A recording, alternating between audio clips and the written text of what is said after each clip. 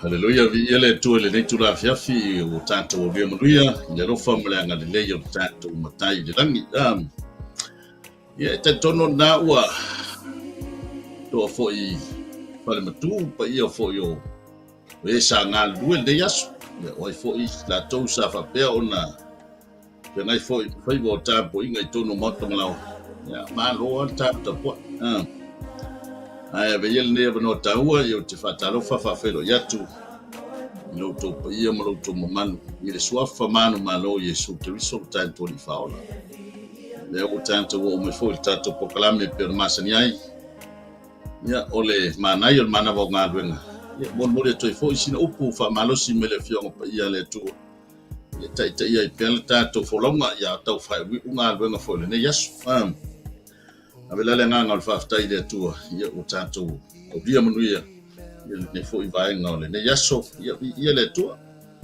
ai o le fai stato talo ia tato fa lo ngole si o kuma le fio ia le di lo ma to mai le langi ma to te vi ia lava la o fio le ne tu la fiafi faftai tele le ola malos po pe mo ma to faftai ma ftangali lo nganga pa ia faftai foi le ie lau au angelo lo fapeo na leo I mato I mea mo lo mato feo iai.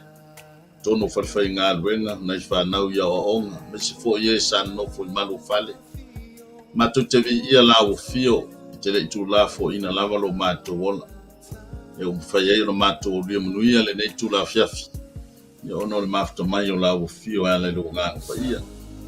Am talia le mato po kalami o le manai o le mana vo ngā luenga le ali ia I lunga fo I o le Global Kingdom TV channel.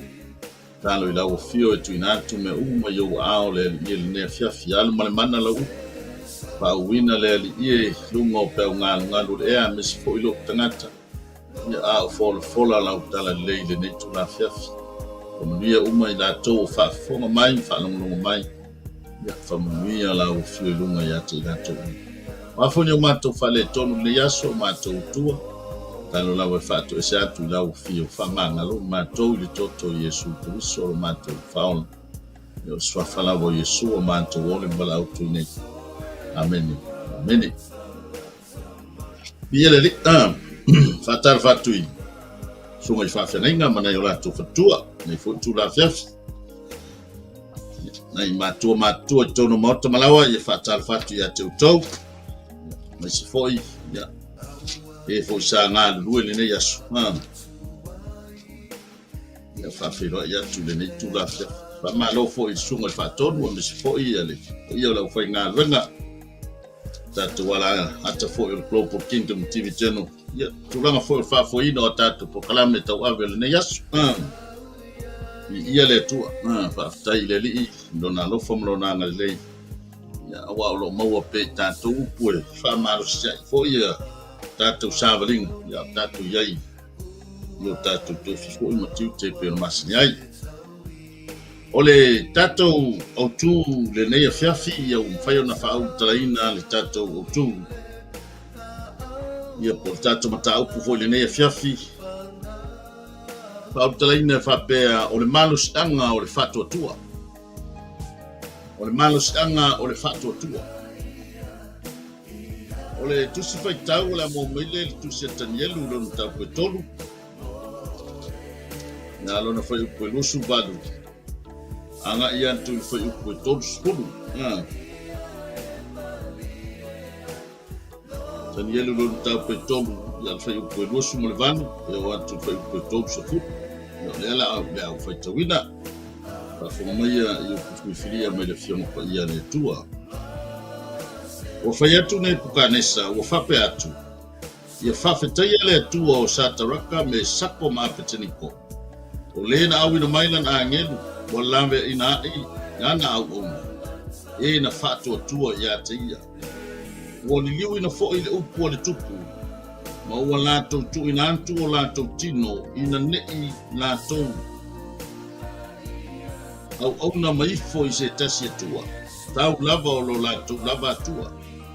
O le melea o te pule ai, ai se nuu po se atu nuu po se ngangana ese na te whaia se upu pale i le atua o Sataraka me sako maapeteniko e vai nini ina i lato e whai fo i lato o lato whale ma whatafuna a wae le aise isi atua na te mawhaia o na lawe ina whapena ona tō mai lea o Sataraka me sako maapeteniko i le tu malo o Papelonia i le pule a le tupu ia whamanuia le tua e tu sama whaitawina o lana whiong pa ia ia te ia pelo na lava vi inga e maso umai o e whaabau amene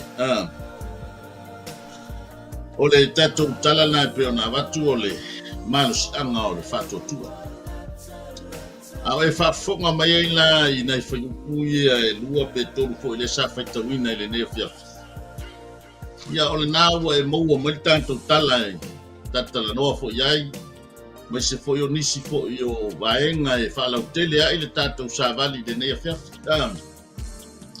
o le malusianga o le whatua tua o le tātou o tū le nā ai o upu ia na e whaafonga mai ai a o uwhaitawina o upu ia na ngangana ine pukanesa ina ua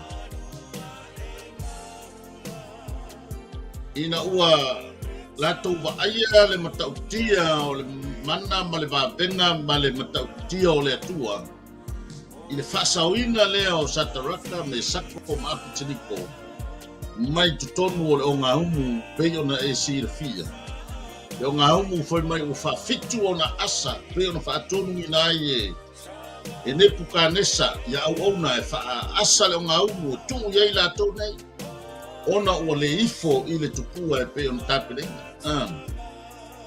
Hallelujah. Te sili mo tātou le nea whiawhi a tonu e le to e tau au tatalaina tala i au sa e peru i e to toru. Ai, o le fesili le winga o le upo o le whatua tua. O le ale winga o le upo o le whatua tua. O wa tala noa i le vaenga lea e pe ona iei le tala e pe ona mai nea whiawhi.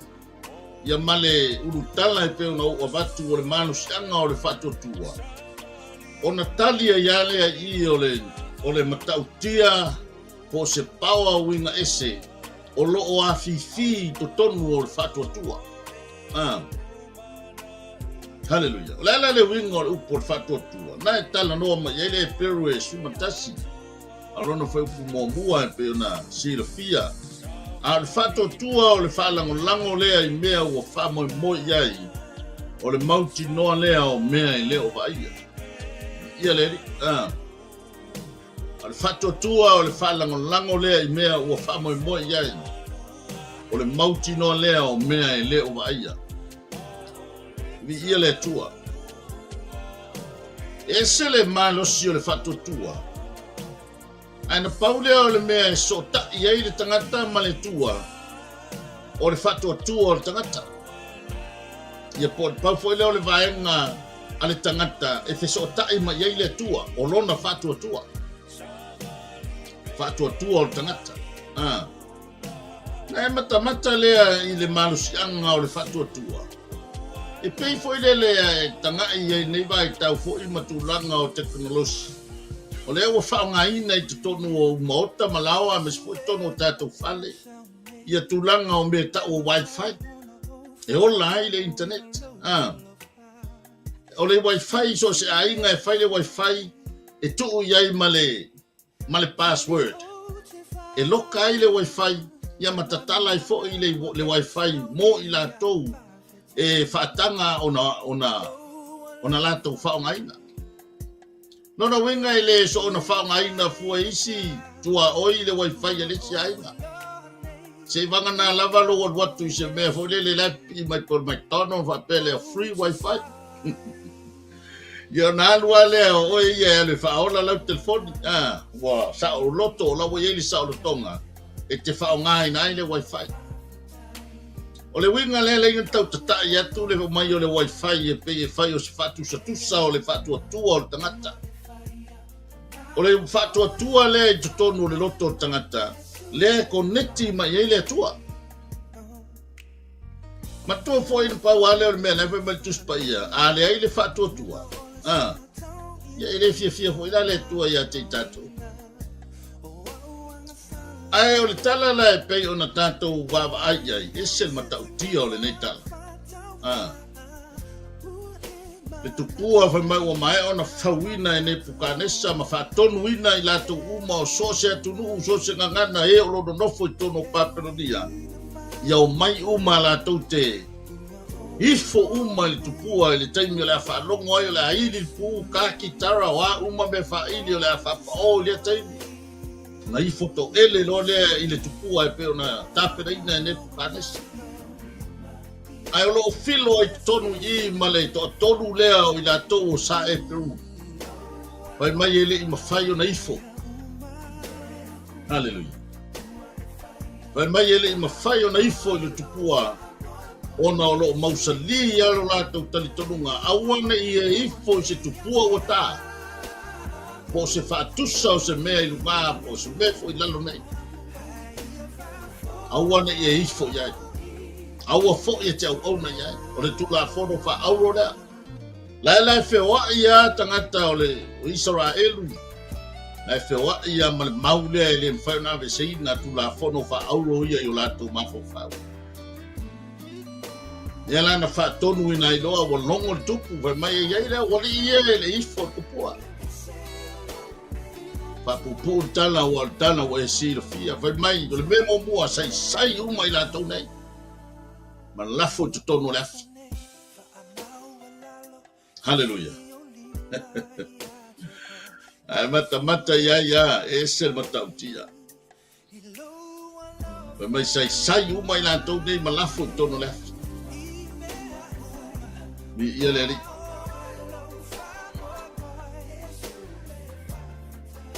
Hallelujah.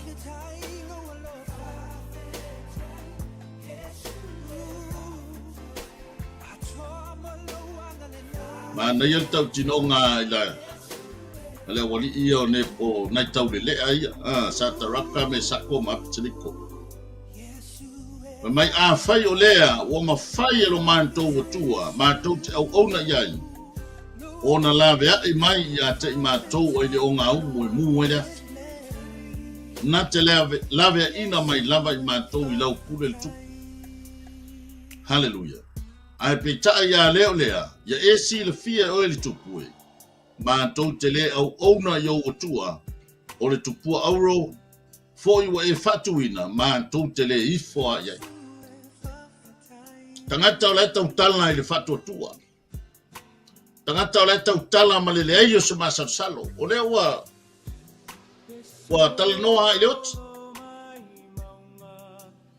awa malama lama fo ila wali ia I tangata ele ifo fa mai e lafo tonu o le afi e lafo tonu o nga u o lo mu ele afi ele ia vena upu tau fai mana upu e vea mavaenga e ave se ai le fatu tua o le wali ine sa mau walo la tu tau e mai mafai e lo manto tua ona lave ai matou mai lo nga u mo le Hallelujah vi ia leli o tangata o tau tala I le fatu tua le malo sianga o le fatu tua le ngata o tau tala I le fatu tua ai o lo o ia mauti noa le fa mai moi e fa sauina I lato Hallelujah vi ia leli le fatu tua o le fa lango lea I mea o fa moi ia o le mauti noa o mea e leo ai. A tono le taimi leo lo tala noa ai tangata nei a tono la ua vevela fasolo a toa le nei vai mea I le asa le o le ngau. Hallelujah. Ai le I mawhai au na malu e lue ai le fatua tua o le awali ine e to tono. Ia le ali o le mea nai mali ai o nai na lafo te tono o fusfusia a le manai fo ia o le ile ia se sina na tala o fai mai al fa matalanga le o le tali le na toi tali tu ai ia Nebuchadnezzar. Ina ua whaimailan tala. Tātou tele I lafo ina ea tangata I tonu ala o toa wha mai tangata I tonu ronga. Wa owi loa tangata I toa wha ua tatala ina ua whewai I to tonu o le afi ua lea whaina lava I lato. Tangata sa fusfusia ua tatala ina. I loa ea fina ngano le atua e whasa o loto ta ua. I ama se mea ono saisaitia ai ta ua. Upo le manai o le mana vo ngā luenga le fiafi mo I ta ua.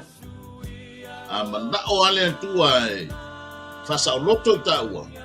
E le ai ase me tasi e toi fusfusia ai tangata ua fina ngalo le atua e whasa o loto. Ai mafua mai le whasa o lotonga. Ona o le tangata ua mawaa le whatua tua I le. Hallelujah. E mafua mai o le malosi o le whatua tua. I ele atua. Whela le mena I uiai le tusi le na whaitawina. O le tautinonga le na a Nebuchadnezzar sa tali atuai I le tūranga o le malosi anga o le whatua tua le tutono o tangata nei. Asa e whafonga iai, whai mai. I ele li. O le mea lea o te pule ai se nuu po se atunu. Po se ngangana ese na te whaia se upu vale I le atua o Sataraka. Me sako maapitiniko e vai ni ina I lantou. E whai fo'i o lantou whale ma whatafuna. A wai le ai se atua na te mawhaia o na lave ina whapena. Aio. Te malosi anga leo le whatua tua. E ua Nebuchadnezzar ua liliu lo na mafau I lana whamatalanga. Le tangata sa whaia le pule. Ma le malosi anga o lana pule na iai. Auang iai se kasi e le ifo. Ai peta iane. Ua liliu walo na mafau. Ona ua talitonu lo na loto I le whatua tua o na itau lele. Hallelujah. Ele I whapea mai la ia Nebuchadnezzar mea o le atatou. Ku uroka ko kua la ka ko mai ka kwa I tangata. Paule whapitalanga le tau I. Ai se tangata. Ai se nuu po se atu nuu po se ngangana ese na te whaia se upupale I le atua o Sataraka me sako mapteni. E vai ni ina I lanto. E leo whapea mai foi ia le se upu o Nebuchadnezzar ia tatou. Ta mai le atua le whapopo yo tatou atua le ia. Paua le langona le sa ia. Wa talitonu le loto o Nebuchadnezzar. Hallelujah. Wa wha I le whatua tua o tangata nei. Wa talitonu ai. E mone iai le atua o le ori. E moni o le atua soifua. O ia le na lave ina I latou nei. Hallelujah. O le soifuanga le nei tātou te olo e soifua ma wolai. E tōmui mana onga. E tōmui I mo onga o le loto. Ai ta ua o tangata Kerusiano. O lo iai le malosi anga le tutonu ia te ta ua. E mawhaia I ona tā whapea nei. Tātou te mawhaia. Tātou te maua ina mea o lo tātou mana nao iai. E mawhai ona whaatino ina mea ia tātou te mana nao iai. Aisa. Nanga o le iai le malosi anga o le pawa le tutonu ia te tātou. O le whaatua tua I le. O le malosi anga le na whaate ia tua ia Yesu. Vaku ia le au so ofo le ia Yesu. Toi le vinge le sa. Oi o le mat. A vai le wamango. Vai le bati le sa e tu ida vai le wamango. Yesu ai ele fatua tua ia te upo. Tu te mawhaia mea uma.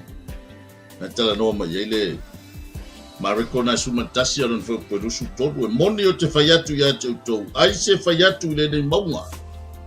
Ia si tia oe ma ia lafo ia I le sanu. Ma le masalusalo. O lona loto. Ai peita ia fatua tua ia. E tau nuu lava mea na ia whaiatu ai. O le malusanga na fatua tua.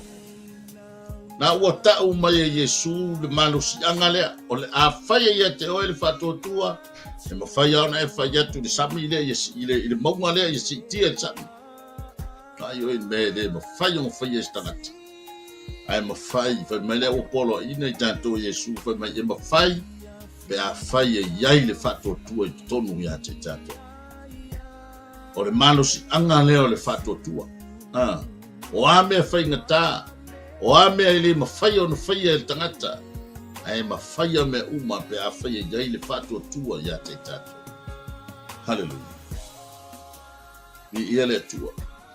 O le fa'atoatua fo i te tono o si whawhine fo i lea pūna toto. Suma lua tausanga o whapolonga i le mai. Fia maua le sao le tonga. O le fa'atoatua lea i te tono lona loto.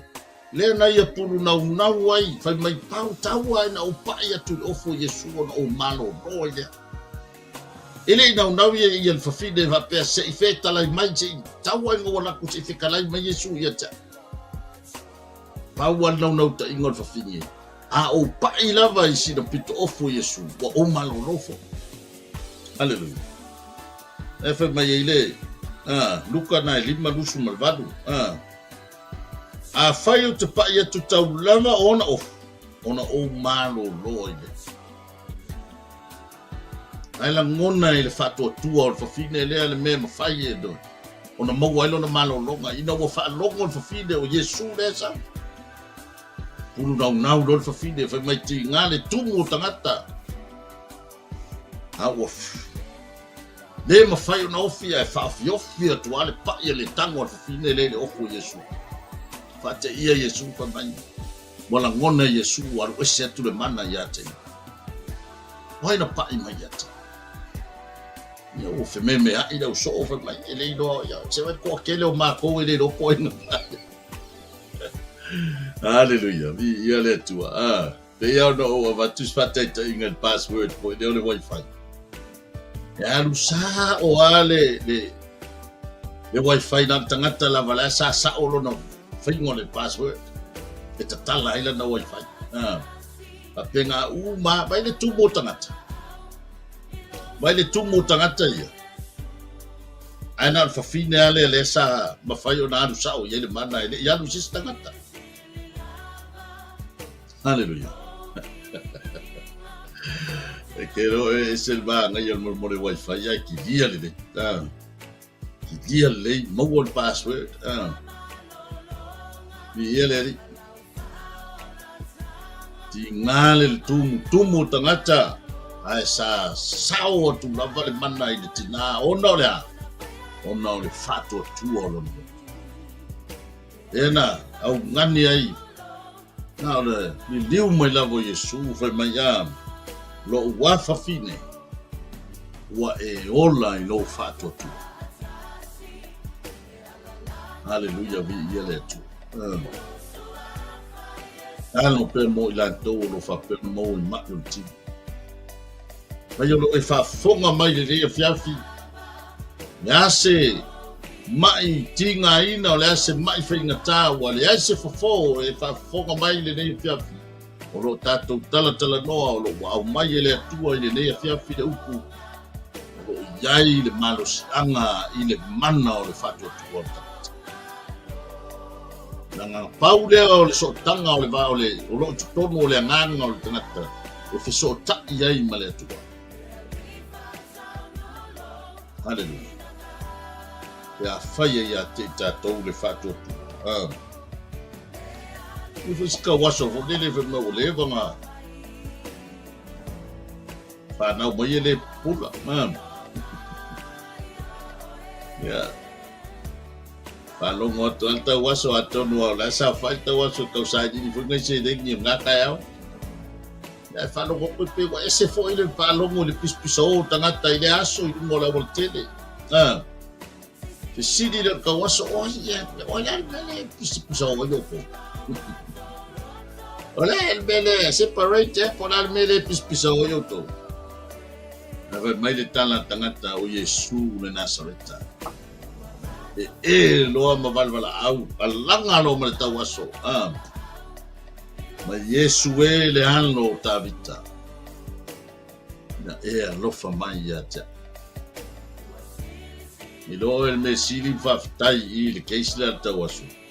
I nganga ka waso e o pula alanga ke lo Yesu. Hallelujah. I nganga le pupula le tau aso. Alanga ke lo le ke ia o Yesu tangata lea o le halo le o David. Hallelujah. Ana langa ita waso ko ma Yesu le alo Tabita. Alofa mai ata. Ole alanga ole upu le tala no yel ta waso. Ole upu sau mai tono lo na loto lo yaile nganga ole fato tua. Olo tal tono fo ile ta waso Yesu le. O tali hai ona mana onga. Sili le Yesu ole ase me o te fai mo e tali ka waso ye o fia pupula. Ia pupula o ne mata. Ia reli. Hallelujah. Ma fetalaya tu leo Yesu ya te ia. Inava a ia o mata. O lou fatu tua wa e ola. Ia reli. O so tanga leo le tangata ma Yesu. So tanga leo le tangata ma le mana o le atua. O tangata lo yei le fatu tua e tono lo na lotu. A faila yei le fatu tua e fia mai le atua. A faila le fo se fatu tua. Ia o le fia fo la le tua ya te tato. O por mana yo mana vo ngal wenga le nei tu la fia. A yei le fatu tua e tono ya te tato. E fia mai le tua ya te. O le mana lea na tu ina mai le atua. Tu tono loto tangata e mawhai e ona fiso tai le tangata ma le atua. O le upu lea na mea ta o le whato atua. Hallelujah. O le wha lango I mea o wha moi moi ai. O le mauti noa lea o mea e leo mai. Tele ngata I mai o le tino. O le afo I se mana onga I tutono lo loto lo whawhainga tāia te oe pe whawhea no whātauno. Me o toi au ngani le sāwali o le. Mānai o mana vo ngā wenga nea whiawhi lau whawhoranga. O le atua lo whātali mai. Le atua te wala watu I le whātua tua. Aisa la pataina I fo I Yesu lo na au so I le. Mai ai le fato tua ya te to yo to vole atu tama male fato tua male le masa salo ya ona fo ina le ya te to o me tu mana fa malosi mo tato le ne fiafi ale se no le fato tua ya te tato le ya se me tasi ai fa yo tato fato. Hallelujah. Na pau wale o le malos anga o le tonu ya te tato. O neti mayaine tua. O fiso tai mayaine tua ya te tato. O na tato fatau nuu nai leo me uma. Aisa, o na ua tato wo fatasi male tua e ala ilo tato fato. Wa tala noa no I fato tua man tua foi Abraham. Malana o singa te banga o lona fatua tua na ia ofu ina tua ilo na tani e totas. No fina ngalo le tua e vatulo na tani yo Isako e o siele taulanga. Fatua tua o Abraham ma savali ai. Fatua tua o Abraham na alu o i fatau nu. Fatua tua o Abraham e le mfai ai ona toi tali tuali maina e Abraham. Le fina ngano le tua e pentu inatu ya te. A le matango fio le vaenga o le. Le leo le fatua tua o Abraham malona usustai le tua. Na whamanuia i le tua. O le a vea oe. Kunga o nuku e tele. Sofo i o lau whanau e manu ia inu umon lalo langu. Ana mafua mai sinei ya si tai titi na ia fatino. Hallelujah. Hallelujah. Ia le tu. Le ase mana onga I tonu ia te tau. Le ase ma io a faina ai lo soifua. O lewa na e fia tu I lunga e talu e fatino lo le. Tina ngalo le tua. O faise ngā duenga mo le li ia wa tatau mia oi mai o tino. Te talo lava I le tua I lana wha malo longa.